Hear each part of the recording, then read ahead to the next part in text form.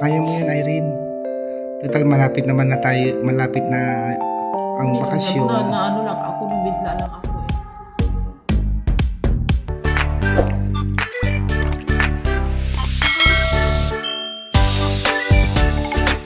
Hello mga kababayan, magandang gabi po. Magandang araw din sa inyo lahat. So, nandito ako sa bahay ni Ma'am PB Lab. At may natanggap po kasi kaming si Kumaring Irene na video ng mga anak niya. So, alamin natin kung ano yung nararamdaman ni Kumaring Irene kasi medyo nalungkot yata yung si Kumaring Irene. Siguro na-miss na yung anak niya. So, tingnan po natin mga babayan. Hello, magandang hapon. Magandang araw. Kumaring Irene, kumusta ka na? So, sabi mo kasi may natanggap kang video ng mga anak mo. Oo, ako kanina kasi nakikita ko sila na dumadaan doon sa pinupunta sila ng dinala ng kuya ko. Kaya na-miss ko sila. Kaya nakikita ko sila parang kumakain sila ng yung tinatawag na gabi kasi wala na silang Kaya pero okay naman yun kasi pinadalhan ko naman sila. Kaya na-miss ko lang talaga kasi sinabi ng kapatid ko na nakita ko talaga yung pinapadala nila na na video. Sabi ng kapatid ko na, Halila, na-miss mo ba yung mama mo? Sabi din ng anak ko na, oo, na-miss ko na si mama at gusto ko na siya makikita, sabi niya. Tapos sabi naman ni yung kapatid ko na gusto mo na makita mo mama mo umuwi dito. Sabi din yung anak ko na, oo, gusto ko na makita si mama kasi na-miss ko na si mama ko kasi matagal na si mama na hindi ko na nakikita. Tapos yung isa hindi pa naman nagsalita kasi parang nabisi siya sa pag laro-laro niya. Kaya yung isa si Halila, sabi niya na gusto na daw niya ako na makikita niya kasi na-miss na daw niya ako. Kaya ako talaga naiiyak ako kasi nakikita ko naman sila dinala ng kuya ko doon sa bundok kasi sila doon sila ng kahoy, nagraha sila. Yung kahoy na yung nagraha sila. Sabi ko na, kuya, bakit dinala mo yung anak ko doon sa bundok? Sabi ng kuya ko na dinala ko lang talaga kasi maraming nauso na naman din yung kidnapper kasi kahit yung kapatid ko na babae hindi na iniwan doon kasi yung kapatid kong babae parang hindi din nakaano ng bahay kaya may pasok din kaya dinala na lang ng kuya ko.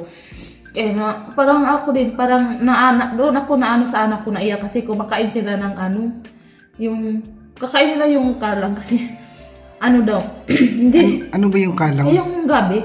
Okay. Kasi siyempre naman hindi pa sila nakauwi ng bahay, hindi sila nakadala ng baon nila, naiwan doon sa bahay. Sabi naiwan daw nila yung baon nila. Kaya pagkatanghali, kinuha nila yung pagkain nila at dinala nila, nagmotor lang yung kuya ko. Kaya yung kuya ko din kasi yung kapatid ko yung anak ko hindi kumakain ng yung gabi. Hindi nga kumakain ng mais kaya nasaray talaga yung humay, bigas humay. Kaya, pero marami naman silang kasi nagpadala man ako sa kanila. Kaya naiwan lang nila yung baon nila. Yun lang naiwan nila. Kaya ako sa mga bata kasi din na-miss ko din yung anak ko talaga. Yung umalis ako dito, maliit pa sila ngayon. Malaki na lalong-lalong na yung panganay ko na si Halila, marunong na magsalita. Palagi nang maghahanap sa akin kung kailan pala ako uuwi. Tapos sana daw umuwi na daw ako. Sinabihan ko yung kapatid ko kapon na sige lang nila kasi okay lang na kasi malapit naman ako uuwi ha. Antay ka lang sa akin dyan. Magkikita tayo, magbanding tayo, sabi ko. Siyempre, masakit din sa akin sa kalooban ko na yung anak ko tapos sabi siya ng kanyang tito at saka kanyang tita kung kailan ako uuwi. Parang din ako, siyempre, mama ako, hinahanap nila ako. Lalo na si Halila, may na siya, may isip na siya, malaki na siya. Tapos, yun na yung kapatid ko, sabi ni Halila na daw, kailan ka daw uuwi. Sabi ko din sa kapatid ko, malapit na ako uuwi. Sabi niya, malapit na ako uuwi, magkita na din kami. Pero hindi kami magtagal dyan, 1 buwan lang kami kasi bumalik ko naman kami dito mag-aral. Sabi pa ng kapatid ko, Halila, nag-ano yung anong ginagawa ng mama mo sa Manila? Sabi pa ng anak ko na nag-aral po si mama. Oh, sabi din ng kapatid ko na mag-ano lang kasi para yun sa kinabukasan nyo, kaya nag-aral si mama mo kasi para sa kinabukasan nyo, para hindi ka din hindi kayo maghirap, sabi ng kapatid ko. Kasi sinabihan ko naman sila tapos natawag ako sa kanila na laban lang tayo, mag-aral si mama ha, para sinabihan ko yung anak ko, hindi ko gusto na maging kagaya mo sa akin yung nararanasan ko. Hindi ko talaga kahit ganito lang ako, kaya nag-aral ako para hindi ko gusto na bigyan ko kayo ng yung kararanasan na kagaya sa akin. Gustong-gusto ko na hindi nyo mararanasan yung nararanasan ko kasi mahirap talaga. Sinabi ko sa anak ko. Kaya siyempre maintindihan lang nila kasi maliit pa yan. Maintindihan pa yan nila pag lumalaki yung anak ko. Kasi pag iano ko lang sa kanila, ikwento ko lang ganun. Kaya naiyak ako kasi sobrang miss ko na din yung anak ko. Excited na nga ako makauwi ako kasi parang mabanding ko na yung anak ko. Kaya makikita ko na sila, mahal ko na sila. May tanong ako, kumusta yung anak mo dun sa una, yung 4? Ay hindi, sila wala na akong contact sa kanila. Kahit sa Facebook? Oo, sa Facebook wala na, hindi na kami. Kasi binablock ako na kasi yung tinatawagan ko siya, hindi naman siya sa akin, kaya wala na akong may minahal ko naman sila, sobrang minahal ko yung anak ko, pero sila lang yung parang parang ayaw nila ako kasi maano sa kanilang papa gusto ko talaga sila gusto ko nga ikunin ko sila, pero hindi naman ibigay sa papa nila kasi magagalit yung papa nila. Tapos yung anak ko, iwan ko kung nakapagpatuloy ngayon, baka hindi na nakapagpatuloy sa pag-aral niya kasi wala na doon wala na nag-aral. Kaya sabi nila kahit saan na daw naglakad-lakad yung anak ko. Nagsabay-sabay na sa mga mag-harvest ng niyog. May nakakita sa kanya siya daw yung tigtimbang ng niyog doon. Ilang taon na ba 'yun? Mag-16 na, mag-running 17 na 'yun. Mag-running 17 na 'yun. Si dalaga na yung ikalawa ko, nag-15 na, yung January 5. Ay, January 9, nag-15 na siya. Mga teenager. Sobrang ko na miss sila Miss ko na talaga silang yung anak ko. Kaya sa totoo lang, sa nila, buti na lang may nagpapasaya sa akin yung dalawa ko ngayon sa kuya ko. Yun na lang din nagpaparamdam sa akin. Kahit maliit sila, pero nagparamdam pa rin yung anak kong maliit. Kaysa yung anak ko na malaki, hindi sila nagparamdam sa akin Tagal na, wala nang akong kontak sa kanila.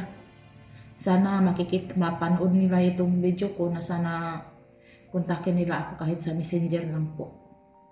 Masaya na ako pag makontak nila ako sa Messenger. Kaya iyan lang ang kasayahan ko mga anak ko. Bahala na yung papa nila, basta yung anak ko hindi lang talaga mawala, hindi lang sila maano sa akin, malayo yung nila, yung loob nila sa akin.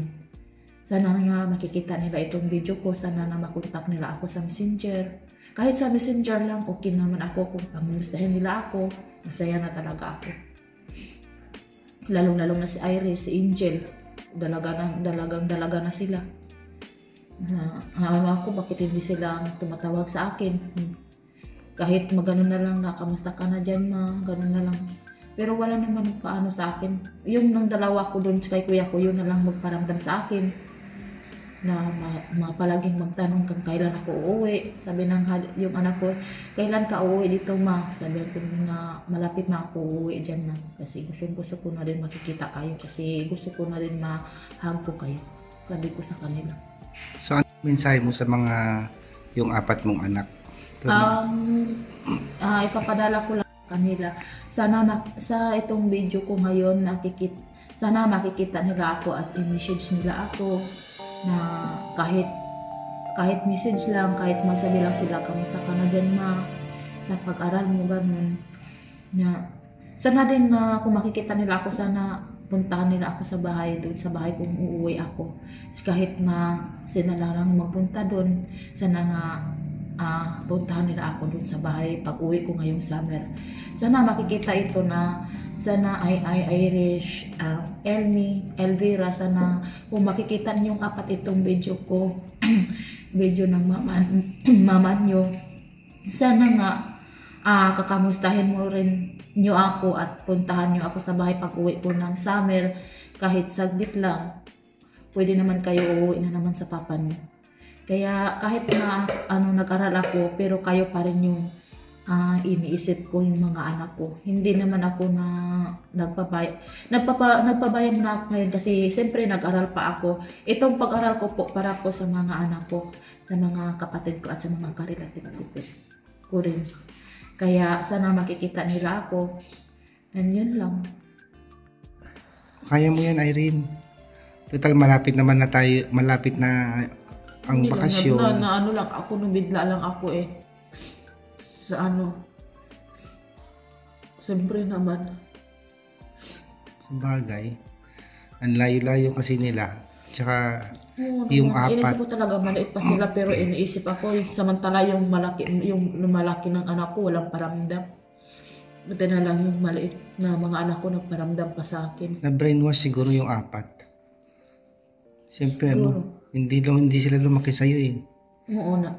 Kasi yung yung doon pa ako, sinabi ng mga niya, yung sinabi ng kapatid ng asawa ko, wala nang mama niyo at matagal na namatay at matagal na din nilinibing. Okay. Yun ang sinasabi nila Na Kaya brainwash. hindi mawala yan sa isipan ko, yung mga sinabi nila, yun lang ang tinuturo sa mga anak ko doon. Pangit naman yun. Siyempre naman, pangit yan kasi mismong ina mo tapos iganyan ka lang. Igan lang sa anak na parang patay na. Yan ang tinuturo sa nila sa kapatid ng asawa ko dati.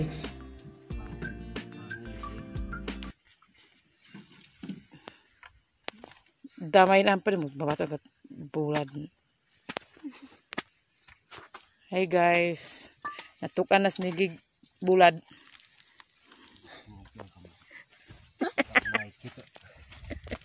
Tarik. Naurad lang. Ngerad. Nagkaon ako doon pa rin. No. Nagkaon ng bulad nig. Doon ingay ko. Kau na muda. Karlangan ka rin, di ba ka bulad, kaya matukan ka ba? Kana lang kuan. Nang mukaw na ako be. Dila. Yung idugdug yun. Bisika. Nagkaw bulad ha. Matukan mo. Nagkaw na kana lang mo kana. Kana. Nagkaw bulad kaya matukan ka.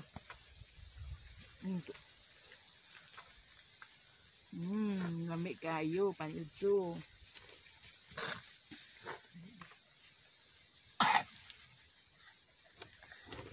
Boti. Kita boti dulu lah.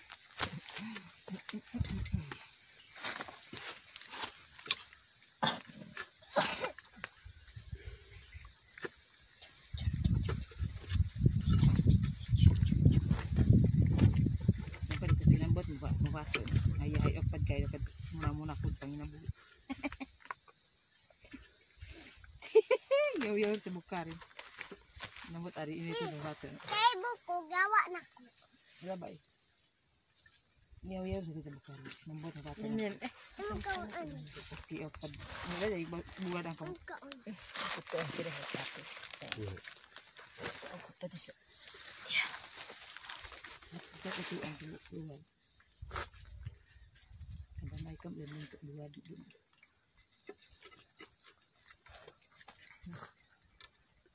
Ang kaon. Aku jadi kulit. Jangan bohong opad nila. Mau dulu ya.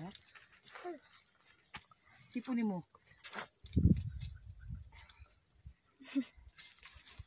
Muwag nig. Sipun.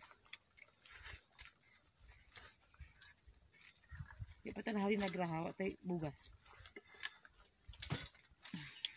Aguanta sa mukha og karlang. Karlang sa tarong tadi ito.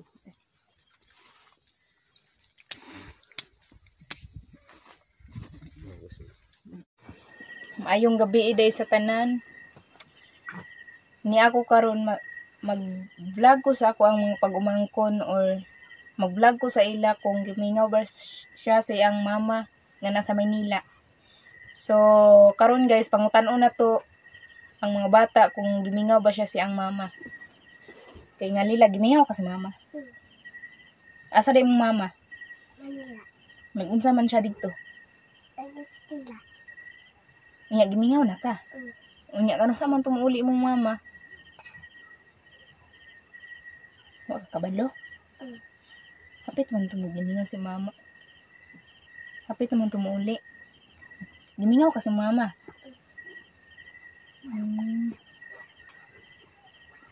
Unya, karon gusto ni mo makita imong mama. Gusto ni mo makitaan. Hapit naman tumuli mong mama dire. Murag mga sunod bulan, uli na to siya. Ikaw, Neg. Mga kababayan, hanggang dito na lang po yung video for today. Maraming salamat po sa lahat ng subscriber. At congratulations po sa mga winners po doon sa 50,000 na pa-premyo ni Ma'am PB Love. Maraming salamat po sa lahat ng sumali at abangan nyo lang po yung mga prizes po ninyo. At huwag niyo pong kalimutan mag-subscribe po sa channel Ma'am PB Love. Hit nyo na rin po yung notification bell. At siyempre po sila Coppers Vlog, Kuya Wansyo, Dadso Vlog TV, Master Goteng, Tearsol Explorer, Pugong Biyahero, Ma'am Yula, Peter Paul, Mang Eli. Patuloy niyo pong subaybayan po. At siyempre naman si Tita PB Love at saka si Kuya Wansyo, si Coopers Vlog. Sana suportahan nyo. Huwag kayong magsawa sa channel ni Coopers Vlog at Kuya Wansyo and Tita PB Love. So maraming salamat mga At babayan. siyempre si Kuya Tutoy Vlog. Thank you. So maraming salamat mga babayan. Ingat po kayo palagi. Bye-bye.